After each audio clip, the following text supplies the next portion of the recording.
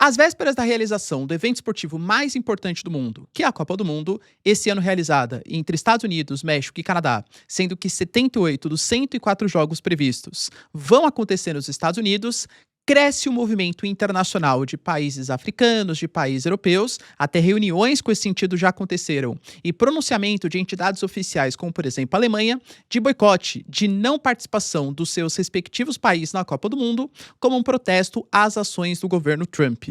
E aí, será que esse boicote vai acontecer? Aliás, é justo que ele aconteça? Se vocês querem entender um pouco mais sobre esses assuntos, e muito mais também sobre geografia, geopolítica, atualidades, política, polêmicas, enfim, tudo para você se manter sempre bem atualizado, já se inscreve no canal, deixa seu like e compartilha esse vídeo, que eu, professor Ricardo, conto muito com a sua ajuda. Belezinha? Pessoal, recado rapidinho da nossa parceiraça do canal. Para quem não sabe, eu tenho a minha empresa chamada Professor Ricardo Marcílio, que é responsável não só pelo canal, mas por vários outros serviços. Vocês sabiam que, apesar de chamar Professor Ricardo Marcílio, se eu não tivesse o registro no INPI, eu corria risco de perder o nome da minha empresa, tanto por alguém que poderia usar sem querer, ou até mesmo, claro, por má fé. Para fazer o registro é muito demorado, é burocrático, é difícil. Por isso, eu recomendo para vocês que a mesma empresa que fez o registro para mim, que é a Muvon, faça o serviço para vocês. O serviço ele tem um preço muito competitivo, deixa muito rápido, desburocratizado e você se preocupa com o que realmente interessa, que é gerar valor a partir dos seus negócios. Então, link na descrição e conta com o serviço da Muvon para garantir a segurança da sua empresa. Bom, galera, então bora lá pro vídeo, ó. Como eu trouxe para vocês na introdução, esse ano nós teremos o evento esportivo mais importante do mundo, que é a realização da Copa do Mundo. A Copa do Mundo, que é um evento de celebração dos povos, de união de uma série de países, é um evento que vai ser transmitido para o mundo inteiro, então a gente sabe que também funciona como se fosse uma espécie de propaganda. Galera, convenhamos que a gente vai conhecer muito mais, seja com as reportagens, com jogos, tal, sobre o México, sobre o Canadá, principalmente sobre os Estados Unidos, que vai receber 78 dos 104 jogos que serão disputados. Então, é uma forma de consolidação do soft power de um país, né? Ou seja, do poderio cultural daquele país. Isso não é novo, isso ao longo da história sempre foi utilizado dessa maneira. Faço questão de ressaltar, por exemplo, que nós tivemos na última Copa do Mundo sendo realizada no Catar, por um pedido da federação local, porque o Catar está querendo tirar aquela imagem de um governo ditatorial que persegue minorias e tal, que é o que a gente chama de sport wash, né? Ou seja, você utilizar o esporte para as pessoas comentarem sobre o evento esportivo e não sobre os abusos que acontecem no país. Esse ano, Estados Unidos, México e Canadá, depois Portugal, Marrocos e Espanha, e depois mais um evento problemático, porque a Arábia Saudita, que vai sediar a Copa do Mundo, depois da Copa do Mundo ali da região ibérica, também é um país atolado ali em escândalos de abuso contra os direitos humanos, por um governo extremamente autoritário, né? Mas, indo para essa Copa do Mundo, por que eu falo que esse movimento está crescendo? O Joseph Blatter, para quem conhece, ex-presidente da FIFA, ele, seguindo até as recomendações de um procurador que até o condenou, o Joseph Blatter, galera, convenhamos que não tem muita moral, né, para falar sobre questões ligadas à corrupção e tal, foi afastado até como presidente da FIFA por conta disso, mas alegou que não tem ambiente político para a realização de a Copa do Mundo, porque não quer fazer propaganda para o governo americano. Professor, mas é um ex-presidente da FIFA, que ele é todo rancoroso com a atual administração do Infantino e tal. Até concordo que pode ter um certo ressentimento. Mas quando a gente analisa, por exemplo, declarações de seleções africanas, a coisa não é muito diferente. Vale lembrar que o Trump ele faz uma série de críticas em relação a uma série de países africanos, principalmente em relação à Somália, falando que eles têm um nível de QI menor, que são países sujos, que só vem lixo daqueles países, galera, declaração do governo americano, tá? Quando a gente pega, por exemplo, os países europeus, já foi realizada uma reunião na semana passada, na Hungria, ali em Budapeste, com as 20 delegações das seleções europeias para fazer uma espécie de pronunciamento, acabou não acontecendo, mas um pronunciamento oficial sobre possível boicote em relação à presença desses países, dessas seleções, na Copa do Mundo. A grande alegação é principalmente a questão envolvendo a Groenlândia. Convenhamos, galera, que a Groenlândia, ela pertence à Dinamarca, e a Dinamarca é um país europeu. A gente sabe que a Europa vem sendo constantemente criticada pelo governo americano. Os Estados Unidos deixou claro, por exemplo, que a Europa deve cuidar da sua própria defesa e que vai retirar financiamento, tropas, defesas convencionais do território, já que o PIB europeu é maior que o PIB russo, então eles que lidem com seus próprios problemas. E a Dinamarca é um dos países que está considerado para participar dessa Copa do Mundo. Ainda não está confirmado, né? Está na repescagem, mas pode participar. Imagina se o Trump faz algum tipo de agressão, invasão à Dinamarca, se a Dinamarca vai participar. Pô, deixa eu mandar minha comitiva para participar de uma celebração esportiva, fazendo propaganda para os Estados Unidos. E isso pode reverberar também para outros países. Outro ponto é a questão dos agentes do ICE.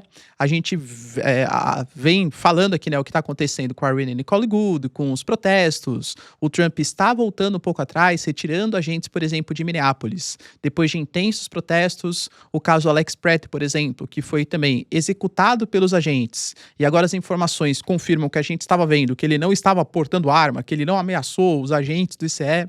Então existe essa preocupação também relacionada aos direitos humanos. Cara, convenhamos que hoje, se você é um imigrante que mora nos Estados Unidos, mesmo com a situação regulamentada, há um risco, tá? E imaginem o tanto de turistas que vão ou iriam entrar nos Estados Unidos e que acham que podem incorrer em algum tipo de perigo, entende? Principalmente se for um país não muito visto pelos americanos como um país que mantém relações com os Estados Unidos, países árabes, países islâmicos. Eu confesso que eu teria medo, por exemplo, né, se fosse participar de algum tipo de celebração e fosse um árabe ou um islâmico que fosse em direção aos Estados Unidos. Já existem reclamações até de estados. Você pega, por exemplo, a região de Nevada, critica muito ou está perdendo grande parte dos turistas também por medo de retaliações. Pô, agora está com medo, por exemplo, de ir nos setores turísticos típicos aí dos Estados Unidos.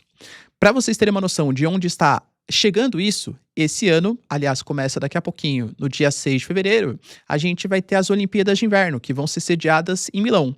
O governo Trump já anunciou que uma subdivisão do ICE vai ser mandado junto com a comitiva dos Estados Unidos para, segundo os Estados Unidos, mitigar riscos provenientes de organizações criminosas transnacionais. O prefeito de Milão, as autoridades italianas estão inconformadas, alegando que eles se comportam como a Gestapo, alegando que eles ficam executando a população do seu próprio país e que eles não são bem-vindos nas Olimpíadas de Inverno que acontecerá em Milão. Professor, e esse boicote, será que ele vai acontecer? Vamos tentar ver exemplos do passado? Vamos lá, ó. Talvez o caso mais icônico seja as Olimpíadas que foram realizadas em Munique, em pleno bigodinho austríaco, sabe o que eu tô falando, governando a Alemanha. Houve protestos nos Estados Unidos, mas os países participaram. A gente pode pegar, por exemplo, a Copa do Mundo da Rússia, que aconteceu em 2018, e a Rússia já tinha praticado essa invasão contra a Crimeia. Claro que não tinha invadido o território de Donbás, não tinha começado a guerra Rússia-Ucrânia, mas invasões já tinham acontecido. A Rússia já estava suspensa do G8, né, que virou G7, por aí vai. A gente tem o caso, por exemplo, do próprio Catar. Cara, se tem um país a ser boicotado, é o Catar, que não só pratica desrespeito aos direitos humanos anteriormente à Copa, mas na própria construção dos estádios, denúncia de trabalhos escravos, péssimas condições de trabalho com morte de funcionários na casa de milhares, e também não houve grandes manifestações. Se a gente pegar a Argentina, um pouco mais passado histórico, né? Em 1978, a Argentina sediou a Copa do Mundo em plena ditadura militar das piores do nível de mortes per capita de toda a América Latina. Inclusive, para quem gosta um pouco mais de futebol, o estádio do River, o Monumental de Núñez, ele fica pertíssimo de um dos principais campos de enfim, né, que a ditadura argentina praticava na época. Inclusive várias denúncias de um certo roubo, né, dos argentinos, enfim, mas isso é papo para um próximo vídeo. E também não houve grandes protestos, não houve grandes boicotes. A gente pega, por exemplo, o caso das Olimpíadas de 1980 em Moscou, até teve um certo boicote dos Estados Unidos, depois a gente teve, por exemplo, em 84 em Los Angeles, um boicote pelo lado dos soviéticos, mas assim, sendo sincero, é uma decisão que ela é muito mais geopolítica e econômica do que exatamente um desrespeito ou pensando no desrespeito aos direitos humanos. Em que sentido? Se a gente pegar, por exemplo, hoje, a Rússia, entidade Rússia, ela não pode participar, segundo a UEFA, segundo a FIFA, de campeonatos oficiais, por conta da invasão que foi feita contra a Ucrânia. Então quer dizer que você violar a Carta da ONU é passível de punição em eventos esportivos, né? Não estou julgando mérito se é errado ou se é certo. Mas vamos lá. Os Estados Unidos atacaram o Irã. Houve autorização da ONU? O Irã atacou antes os Estados Unidos? Então, os Estados Unidos não poderiam estar atacados. Ah, professor, mas eu não gosto do regime do Ayatollah. Não, é isso que eu estou discutindo. Violou a Carta da ONU. Os Estados Unidos invadiram a Venezuela, capturaram Nicolás Maduro sem autorização internacional e sem a Venezuela ter previamente atacado os Estados Unidos. Violou a Carta da ONU.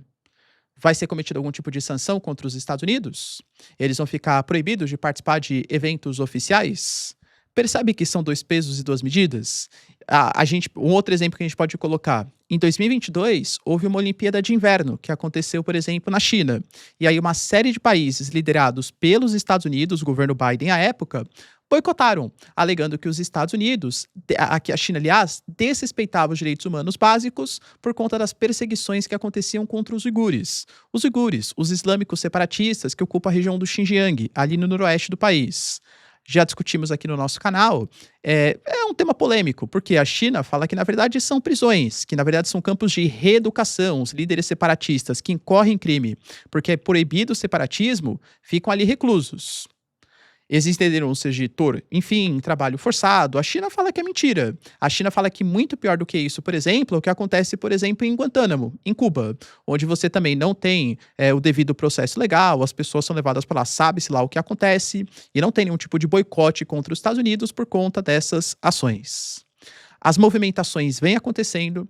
Nessa mesma reunião, por exemplo, com as 20 delegações europeias, nós tivemos os alemães, os parlamentares alemães, uma série, né, se pronunciando em favor de um boicote, mas é minoria, claro. A Alemanha, que já tentou liderar manifestações em um passado recente, na última Copa do Mundo, por exemplo, no Catar, quis usar uma braçadeira, né, que fizesse referência à inclusão. O Catar é um país que proíbe a homossexualidade, por exemplo, né, o movimento LGBTQIA+. A Alemanha queria fazer uma espécie de manifestação em favor da defesa de outros gêneros, enfim. Isso foi proibido pela FIFA. Os alemães, eles até, no primeiro jogo, né, contra o Japão, se não me engano, eles taparam a boca ali como forma de protesto, que eles estavam sendo silenciados, e algum tipo de manifestação pode acontecer, tá?